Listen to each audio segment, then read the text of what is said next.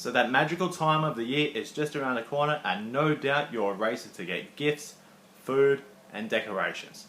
You arrive at the supermarket or the department store, hoping to just pop in, get your goods and be out in as little time as possible, only to find that the time you set aside for doing so has been tripled, thus ruining your schedule. So how can you ensure that you get your shopping done with minimal hassle? This video is for you.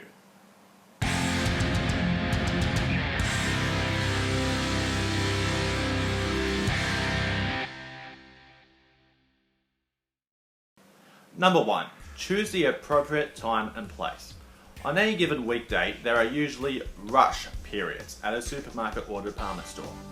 These are 8 to 9:30 a.m. The store opens.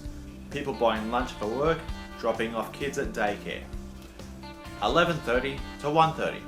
Lunchtime. That's pretty self-explanatory. 5 to 7 p.m. Everyone finishing work, heading home. Outside of these rush periods, it tends to be a bit more quiet. Another thing to consider is the difference between a shopping mall versus a standalone outlet in the suburbs. Larger malls will have limited parking as well as limited opening hours. Standalone outlets tend to extend their trading hours on public holidays. That's something to think about. Number 2, make sure you have enough money. Most supermarkets today allow you to not only pay with EFTPOS, but to withdraw cash from your account as well. If you're going to do that, do so with consideration for both yourself, fellow customers and the cashier.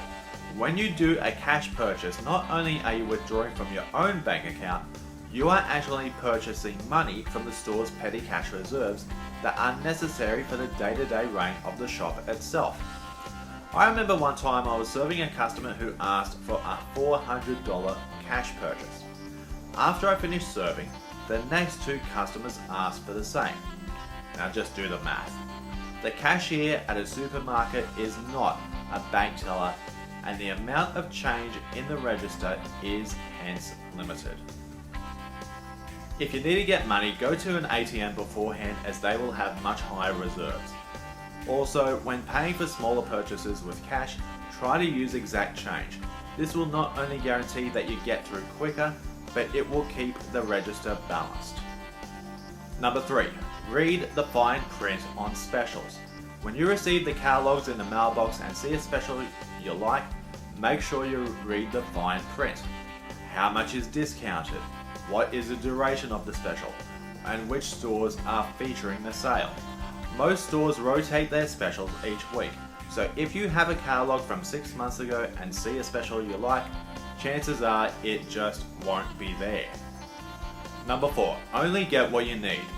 I can't count the number of times when someone would come by my register with a full trolley saying, "I only came in for a couple of items." Look, make a list if necessary. While it's true that some retail outlets are deliberately designed so that once you get in, the only way out is to go through each department, such as a prominent home mega store in my immediate neighborhood here in Logan, the sad truth is that one of the biggest causes for loss of time and money during the Christmas Eve rush is one's own inability to set a plan and stick to it. Number 5. Be courteous to other customers as well as the staff. So it's been a busy week. You've tried to tie up all the loose ends of the past year, your bank account is running low, you're not getting paid until a fortnight from now, you can't find a parking space, the kids are going nuts. Ugh. Listen, it's not the end of the world. At least not yet anyway. Remember, there are others who will be in the same boat as you. Now some may say the customer is always right. Not true at all. When you set foot into a retail environment, your entrance is an act of confession on your part that you are willing to comply with the policies and procedures of the store. And should you seek to intentionally violate those terms, the staff have every right to remove, if not outright ban, you from the premises. It would be no different if on Christmas Day a friend invited you to their house for Christmas dinner, you enter their home on the owner's terms, not yours, even if you may actually be the guest of honor. So who are the customers that we just don't want to see come into the store?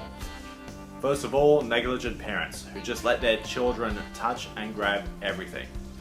Number 2, store hoppers. Oh, your store over there had this special for that price. Why don't you have it here? Also, single, unmarried retirees on a pension. For some reason, they're just so mean. Number 6, never do your shopping when you're in a hurry. Ever.